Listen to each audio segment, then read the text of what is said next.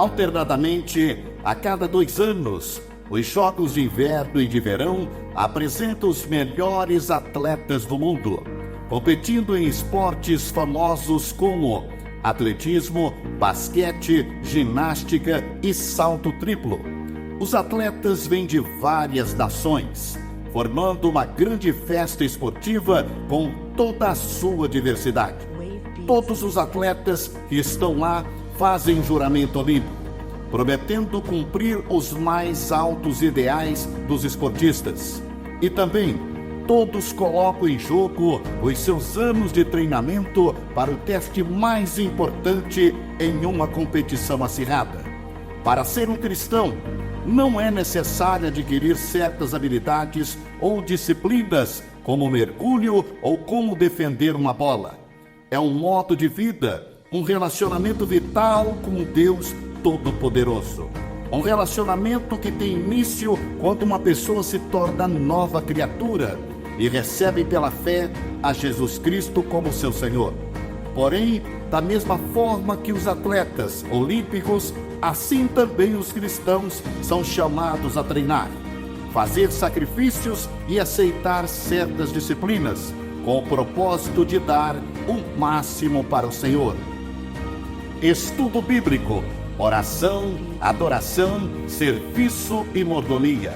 Assim como os aros interligados da bandeira olímpica, estas 5 práticas promovem os ideais que se aplicam a todos os cristãos de todos os povos e nações. Da mesma forma que os atletas trabalham duro para conseguir os melhores resultados, a nossa diligência em prestar atenção nestes aspectos da vida cristã nos ajudarão a sermos mais firmes e eficazes em nosso serviço para o Senhor. Prepare-se para a corrida. Esteja pronto para viver as 5 coisas que todo cristão precisa para crescer.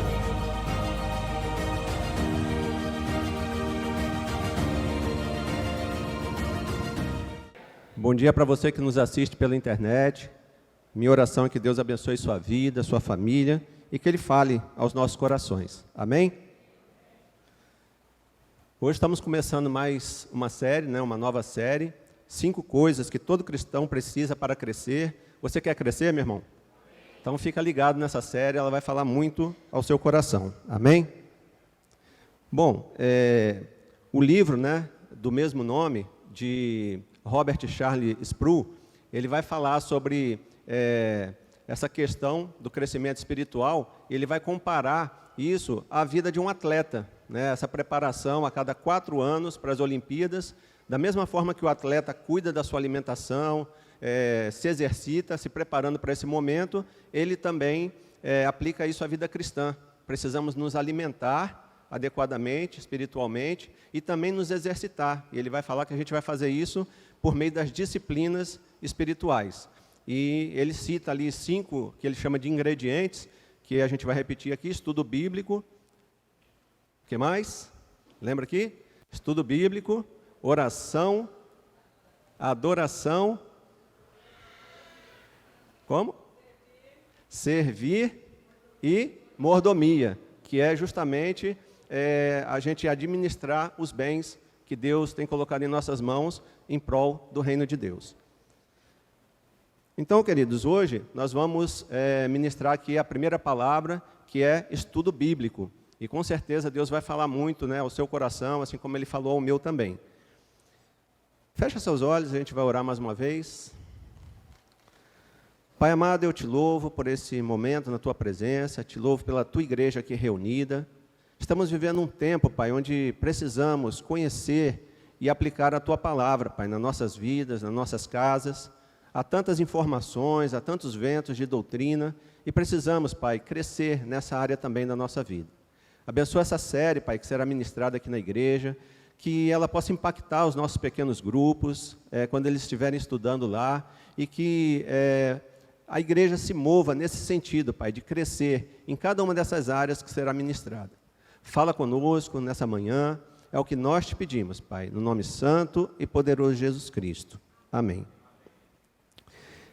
Abra sua Bíblia ou acessa o seu aplicativo aí, 1 Coríntios 9, 24 e 25, Paulo escrevendo aos Coríntios, ele vai falar também sobre uma corrida que nos é proposta, né? Ele também usa essa figura, comparando a vida cristã com uma corrida. E o texto vai dizer o seguinte: vocês não sabem que dentre todos os que correm no estádio, apenas um ganha o prêmio? Corram de tal modo que alcance o prêmio. Todos os que competem nos jogos se submetem a um treinamento rigoroso. Presta bem atenção nisso aí, se submetem a um treinamento rigoroso, para obter uma coroa que logo perece. Mas nós o fazemos para ganhar uma coroa que dura para sempre. Amém? Então, por meio desse estudo, né, nós vamos experimentar a primeira coisa que acontece nas nossas vidas a partir do estudo bíblico, que é a conversão. Esse é o primeiro tópico, né, dessa mensagem. Nós vamos ver que, por meio da palavra, pessoas se convertem e elas fazem diferença na sua geração. Então, pelo estudo da palavra, nós podemos experimentar a conversão. Romanos 10, 17. Consequentemente, a fé vem por ouvir a mensagem, e a mensagem é ouvida mediante a palavra de Cristo. É interessante, como Sproul, o autor desse livro, se converteu, ele fala: eu não conheço mais ninguém que tenha se convertido por meio desse texto bíblico. Então ele conta que ele foi para a universidade e, chegando lá, uma noite ele saiu para beber com um amigo dele. E por algum motivo eles tinham esquecido alguma coisa e eles voltaram para a universidade. E quando eles chegaram ali, tinha um jogador, né, da faculdade que chamou eles para sentar na mesa com eles e conversar um pouco. E aí eles se detiveram ali, começaram a conversar, e esse rapaz, esse jogador, falou com muita autoridade sobre Jesus, e aquilo impactou ele. E o rapaz falou esse texto, que está em Eclesiastes 11, 3. Caindo a árvore para o sul ou para o norte, no lugar em que cair, aí ficará. Foi por meio dessa palavra que Sproul se converteu, queridos. Ele se sentiu como a árvore, né? Morto, corrupto e apodrecendo. E aquela palavra parece que leu a vida dele. Ele fala: eu quero mudar a minha vida, quero entregar minha vida para Jesus. E ali Sproul, né, um pastor presbiteriano, entregou a sua vida para Jesus e começou, né, a sua caminhada, né, se tornando esse famoso pastor que nós conhecemos, autor de tantos livros. Então, assim, a palavra, ela tem um poder nas nossas vidas que a gente nem imagina. Às vezes, simplesmente a citação da palavra de Deus pode tocar o coração de uma pessoa. Até mesmo pregações em genealogia. Vocês já viram pessoas se convertendo? Pessoal, o que pode sair, né, de uma genealogia? E prega a palavra e a pessoa se converte. Então, a palavra tem esse poder.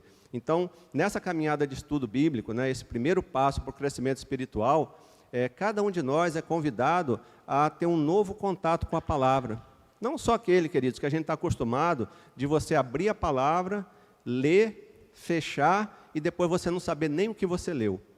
E aí eu quero introduzir algo, caso você ainda não tenha ouvido falar sobre isso, que se chama um diário espiritual, tá? E nesse diário espiritual, você pode acrescentar aí 2 perguntas, ok? A primeira pergunta é, depois que você terminar de ler um texto, o que a palavra está dizendo? E não coloque o pronome me ali, tá? O que a palavra está me dizendo. Não interessa o que a palavra está te dizendo, pessoalmente. Interessa o que a palavra está dizendo, e ela está dizendo algo para todos nós, né? E é claro que a palavra vai falar ao nosso coração, mas aquele texto, ele tem um propósito, e não um propósito pessoal para você só, mas ele tem algo que o Espírito Santo queria comunicar. Então, faça essa primeira pergunta, nesse diário espiritual. O que a palavra está dizendo? Como posso aplicar em minha vida? É a segunda pergunta que você tem que fazer. Então, vamos supor que você usou o método da caixinha da promessa, e você abriu a sua Bíblia e caiu lá em Filipenses 4,13. E aí, você fala: poxa, posso todas as coisas naquele que me fortalece. Nossa, que coisa boa, eu posso fazer tudo. Certa vez, lá em Florianópolis, eu estava na fila do supermercado e havia várias pessoas na minha frente. E um rapaz ia na frente cheio de garrafas de bebida. E ele chegou ali, colocou em cima do balcão e a moça que estava no caixa falou assim: irmão, já vai beber? Aí ele falou assim: posso todas as coisas naquele que me fortalece.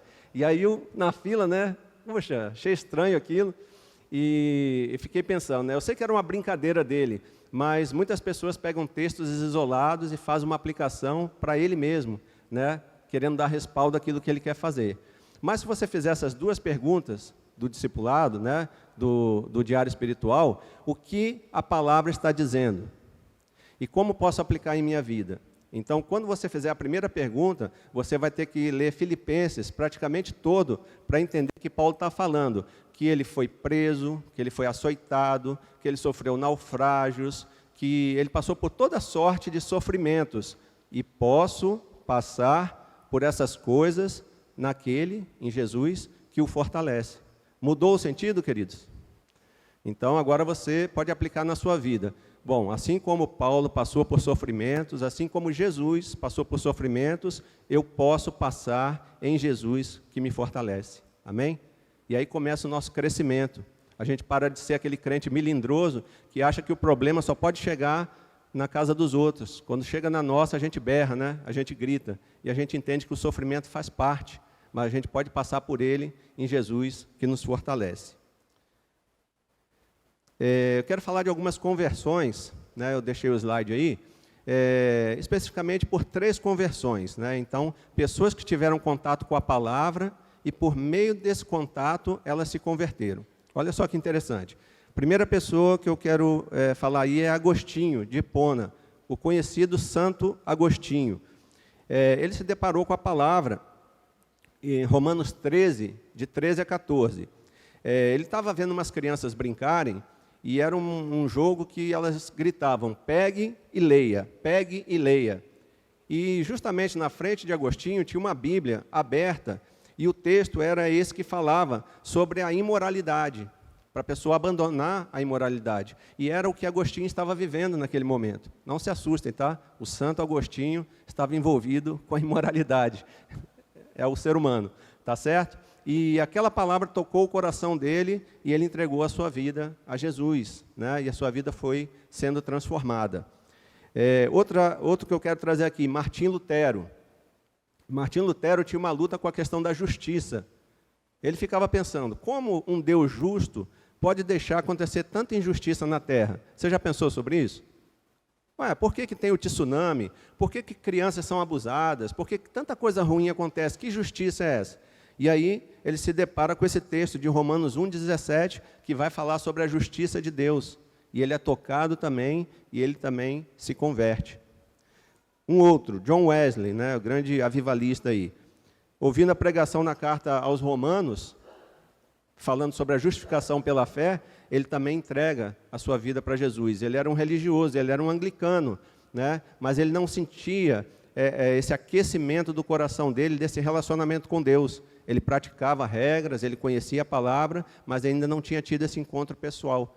E, ao ouvir a ministração de Romanos, ele entrega, então, a sua vida ao Senhor.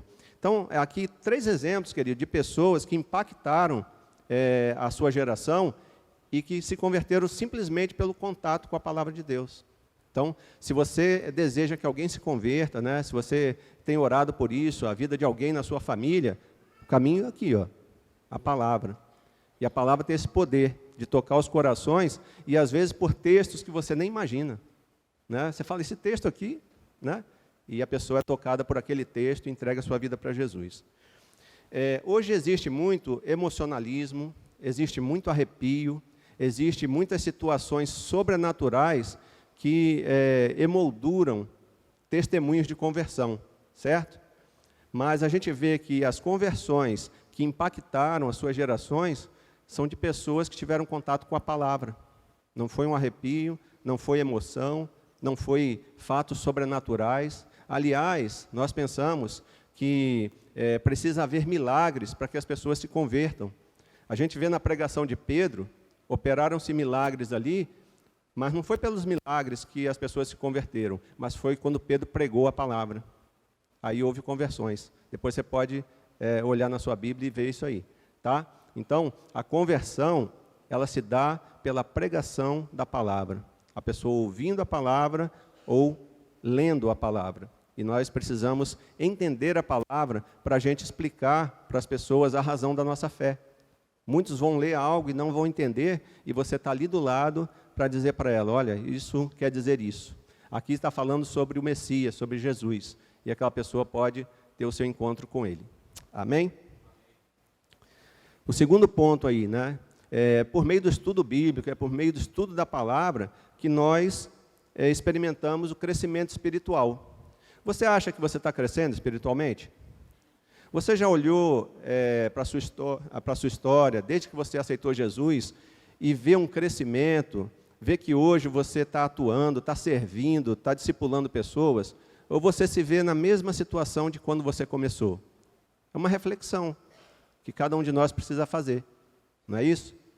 Quantas pessoas se renderam a Jesus por meio da sua vida? Nós não fomos chamados para dar frutos? Imagina se você passa ano após ano e você não traz ninguém para Jesus. A sua vida não impacta a vida de ninguém. E você não tem nada para apresentar diante do Senhor. E você pode se fazer essa pergunta que eu já me fiz várias vezes. Senhor, qual é o problema comigo? O que está acontecendo? Por que ninguém vem ao Senhor por meio da minha vida? E aí talvez você precise fazer algumas mudanças, né? Talvez você precise se aprofundar mais na palavra. Porque esse crescimento, como toda árvore, ele produz frutos. A árvore não produz fruto enquanto é pequena, mas assim que ela cresce, ela começa a produzir frutos. E Jesus fala, né? Se a árvore não produziu fruto, né? Corta ela. Então, precisamos produzir esses frutos, e isso vem do crescimento espiritual. O texto de 2 Timóteo 3, 14 e 15 vai dizer o seguinte: quanto a você, escrevendo, né, a Timóteo, quanto a você, porém, permaneça nas coisas que aprendeu e das quais tem convicção, pois você sabe de quem o aprendeu, porque desde criança você conhece as sagradas letras, que são capazes de torná-lo sábio para a salvação, mediante a fé em Jesus Cristo. Então, Paulo, orientando aí o seu discípulo, Timóteo, né, um jovem pastor, ele fala sobre essa questão do contato com a palavra. É a palavra, queridos, essa caminhada com a palavra que nos traz sabedoria, que nos ajuda naquele momento difícil a ministrar na vida das pessoas, que nos ajuda a passar pelas circunstâncias mais difíceis da vida. Esses dias atrás aí a gente viu que várias pessoas partiram, né? E eu pude vivenciar um pouquinho com uma família, né? Que perdeu um ente querido. E quando eu fui lá visitar, praticamente nós fizemos um culto de adoração pela vida daquela pessoa que há muito tempo atrás tinha entregado sua vida para Jesus e agora estava ali terminal. Mas em nenhum momento, queridos, eu vi naquela casa desespero, amargura. Eles estavam louvando a Deus, eles estavam adorando a Deus, porque eles entendiam o propósito de Deus. E eles não esperavam que ninguém ali, um ungidão, alguém que chegasse ali com uma oração poderosa e ordenasse e determinasse que aquela pessoa fosse curada. Eles entendiam que Deus poderia curar ou não. E mesmo assim, Ele continuaria sendo Deus e poderoso, e que a vontade dEle era boa, perfeita e agradável. E aprove a Deus levar, no dia seguinte, aquela pessoa. E eles continuaram servindo e adorando a Deus. Não via aquelas pessoas reclamando, nem murmurando. Chorando sim, claro, né? Quem que não vai chorar quando perde alguém que a gente ama?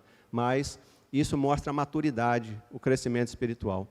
Quantas pessoas vocês já viram, crentes, que no momento difícil da vida, ele surta? Parece que tudo aquilo que ele pregou, que ele falou, não serviu para ele. Isso denota que falta esse crescimento espiritual, essa caminhada, né? O Espírito Santo de Deus está chamando cada um de nós para essa maturidade, porque tempos difíceis estão chegando, né, queridos? Passamos por situações difíceis. Nós vemos a situação do nosso país, vemos a situação do mundo, principalmente em relação ao Evangelho. Então, nós temos que estar firmados nessa palavra, porque nesses dias difíceis, né, é a palavra que vai nos sustentar. Então, a primeira coisa, né, o contato com a palavra traz uma conversão genuína, porque a palavra tem esse poder de mudar os nossos corações, e ela promove em nós esse crescimento espiritual. Sproul vai falar o seguinte sobre isso. Era claro para mim que esta exortação de permanecer nas Escrituras, essa que nós lemos, né, que ele deu a Timóteo, era vital para que o próprio Paulo combatesse o bom combate, corresse a corrida e guardasse a fé. Por meio do estudo constante da Bíblia, nós crescemos na fé e nos capacitamos para viver a vida cristã. Você já leu a Bíblia toda? Quem já leu? Muita gente ainda não leu, né? É ótimo ler a Bíblia toda. Mas não adianta, queridos, você ler a Bíblia toda se essa Bíblia não lê você também. Você entende isso?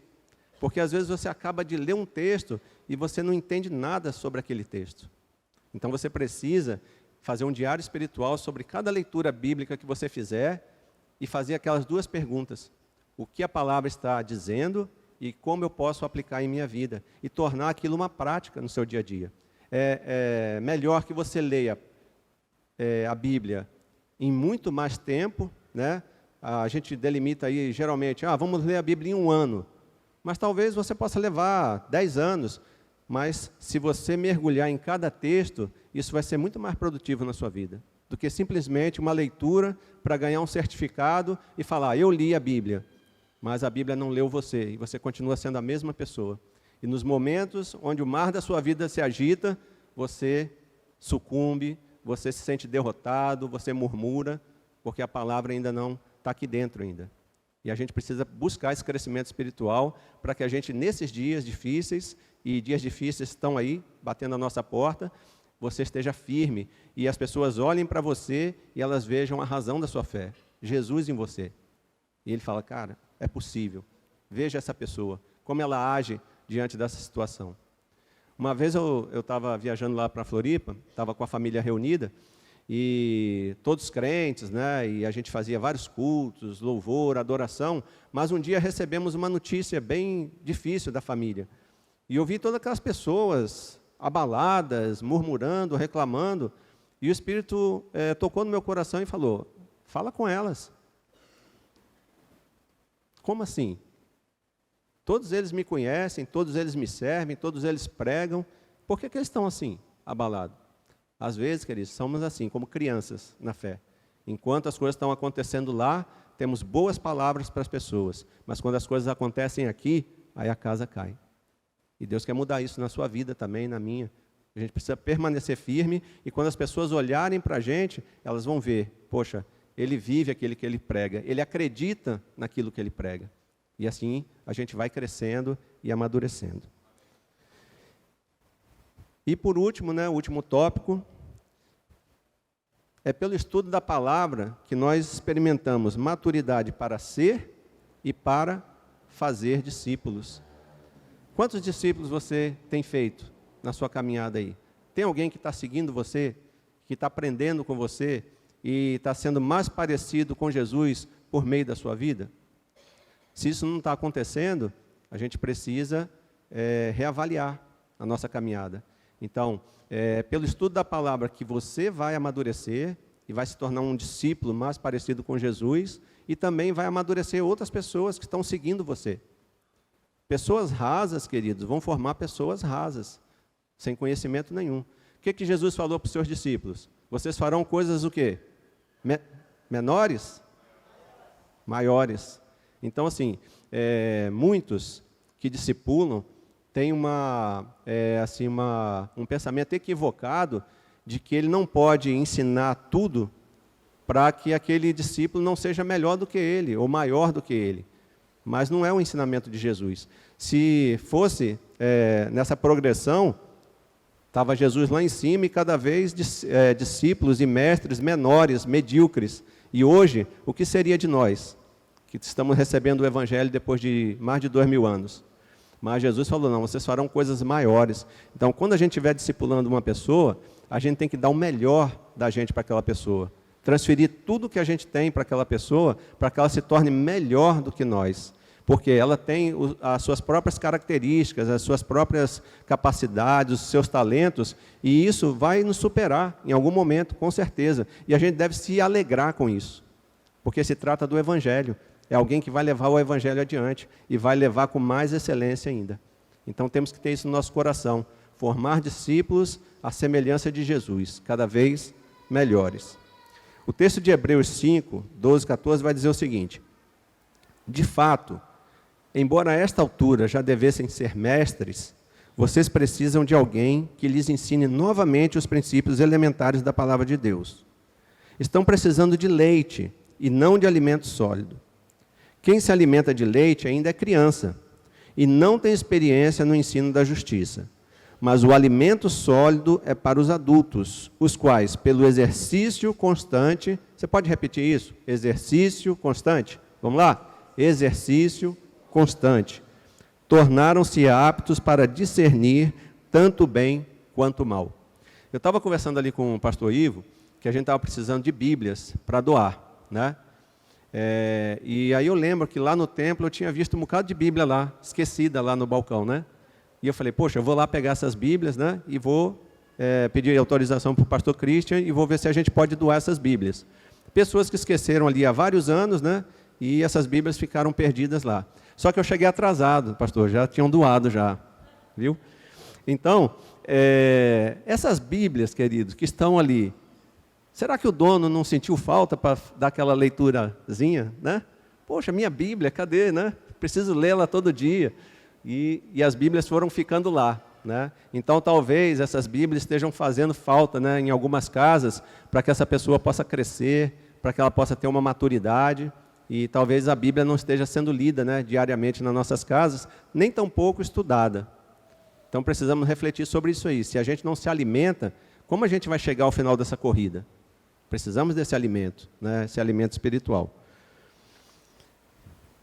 Sproul vai dizer o seguinte: imagino que uma das razões por que muitos cristãos nunca busquem a carne da palavra de Deus e permanecem no nível do leite, é porque nunca aprenderam realmente como beber o leite.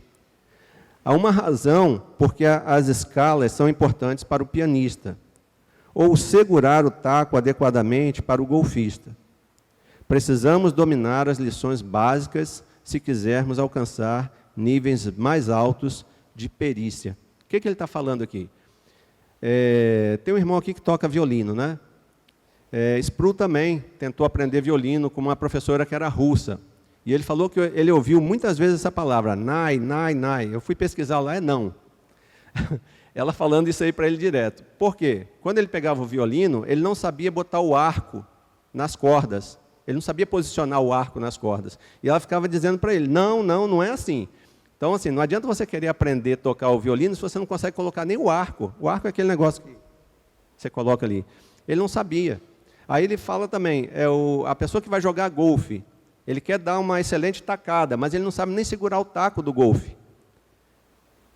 A pessoa quer ser um pianista, mas ele não sabe as escalas, ele não estuda. Então, assim, como que ele vai ser um pianista? E aí ele está falando, para você chegar à excelência em alguma coisa, você precisa do básico. E não é diferente, querido, na vida espiritual, na questão da Bíblia. As pessoas querem ler a Bíblia sem buscar noção nenhuma, começam a ler de qualquer jeito. Eu conheço pessoas que começaram a ler a Bíblia e abandonaram porque falaram, não, eu comecei lendo o Velho Testamento ali, Deus é muito mal, mandou matar criança, mandou matar isso, aquilo, eu não quero mais ler. E a pessoa abandonou a leitura. Então, assim, existe um jeito de ler a Bíblia. E nós, como discípulos de Jesus, precisamos ensinar para as pessoas. Olha, começa aqui pelo Novo Testamento, vai ali para o livro de João, tá? Depois você vai, né, mesclando o velho com o novo. A velha aliança é isso, a nova é isso. A gente vai dando o caminho das pedras para as pessoas. A gente vai falando, cada livro tem um estilo de literatura. Então, tem a linguagem poética, tem a linguagem apocalíptica, tem a narrativa bíblica. Então, você precisa conhecer isso, porque você não vai tirar ensinamento, doutrina para a igreja de um livro poético. Ali existem princípios eternos para você aplicar na sua vida, mas você não vai formar uma doutrina baseada num livro poético. Tem um livro certo para isso. E esses tacos, né, esse jeito de segurar o taco, vai ajudar as pessoas a discernirem. Então, assim, qual é a grande ideia do livro de Romanos? Do que trata esse livro? Então, se você souber disso antes, você vai ler esse livro com outros olhos. Você precisa entender isso, porque senão você não vai conseguir assimilar, você vai começar a se perder na leitura. Então, esse pequeno aprendizado, ele facilita a vida da gente, muita coisa, e faz a gente ter um entendimento melhor da palavra. E aí a gente consegue crescer no conhecimento, na maturidade, consegue aplicar essa palavra e consegue ensinar também para as pessoas. Esse último desenho aí essa ilustração aí que eu criei, ela é bem interessante. Dois amigos, né, crentes, caminhando juntos ali, um mais maduro na fé, mais tempo de caminhada, e um mais jovem. Tipo assim, o Hugo e o Wesley. Conversando. E aí, um deles está passando por um problema. Só que um amigo mais velho dele, o irmão mais velho, falou assim: meu irmão, Deus vai falar com você por meio da palavra. Então, quando você tiver algum problema, você abre a palavra, Deus vai falar com você. É por aqui que ele fala. Ele falou uma coisa certa? Falou, né? Deus fala com a gente por meio da palavra, certo? Só que ele não explicou como. E aí o irmão, sem saber como, ele usou aqui o método caixinha da promessa. Eu abro e Deus fala. Eu abro aleatoriamente e Deus fala. Ele não ensinou como segurava o taco de golfe, nem para ele estudar a cifra, né? Nem para ele segurar o arco na posição certa. Ele só falou isso para ele, porque nem ele mesmo sabia bem, né? Pessoas imaturas formam pessoas imaturas. E aquele irmão, então, estava passando com um problema ali com o filho dele, né? E ele fala: não, Deus vai falar comigo. Orou e abriu a sua Bíblia. E ele abriu aí no Salmo 137, 9. E o texto fala o seguinte: feliz aquele que pegar os seus filhos e o despedaçar contra a rocha. Ele, eita Deus, fala, né? Coitado do filho. Então, assim, você fica olhando para aquilo ali e fala: e agora? O que eu faço? O irmão falou que eu abro a Bíblia, Deus fala comigo, Deus falou, e agora? E aí, queridos, o que você acha? O que você aconselharia esse irmão, se você estivesse do lado dele? E aí, Hugo, o que você fala para o Wesley? Despedaça o menino ou não? Hã? A gente vê, queridos, é uma brincadeira, né? Mas a gente vê essas aberrações acontecendo aí todos os dias, na mídia, pessoas que fazem absurdos baseado numa leitura bíblica equivocada. E a primeira coisa que a gente vê é o livro de Salmos, é um livro poético. Ninguém vai tirar uma doutrina para aplicar, né, de um livro poético. Por exemplo, vocês já escutaram aquela passagem, se eu não me engano é o Salmo 37, que ele fala: já fui jovem, agora sou velho, nunca vi o justo mendigar o pão. É uma doutrina para a igreja? Isso se aplica para todos? Se você falar, aplica, quem acha que aplica? Você nunca vai ver o justo mendigar o pão. Quem acha isso? Ainda bem, a igreja está bem doutrinada, pastor. Se você acreditasse que isso é uma verdade, porque está escrito na Bíblia, então você ia se deparar com um texto que Jesus narra sobre o rico e Lázaro. Quem era o mendigo lá? O rico ou Lázaro? O Lázaro. E Lázaro foi para onde? Para o céu. Então, como assim? Não viu um justo mendigar o pão? Lázaro mendigou e estava no céu, certo? Aí você começa: a Bíblia se contradiz. Não, a Bíblia não se contradiz. Você que interpretou mal. Então, o que nós temos não é uma palavra que se contradiz, é pessoas que interpretam mal a Bíblia. E isso está cheio por aí. Então, o estudo bíblico é o primeiro passo para o nosso crescimento, para o crescimento espiritual, né? Nós temos uma caminhada aqui nessa série, mas eu convido cada um de vocês a começar a ler e entender e estudar a sua palavra, porque ela é viva, ela é eficaz, ela tem o poder de transformar, mas você precisa entender como fazer isso. Então, nessa questão aqui, é claro que esse salmo, né, ele trata sobre o cativeiro babilônico, e a expressão de um coração aflito, de um pai que vê o seu filho passando fome, sendo maltratado, sendo açoitado, e a expressão do coração dele é melhor que meu filho estivesse morto, do que eu ver ele passar por todas essas coisas. É uma expressão. A Bíblia, ela traz o sentimento das pessoas, a expressão das pessoas, mas isso não é uma doutrina para você aplicar.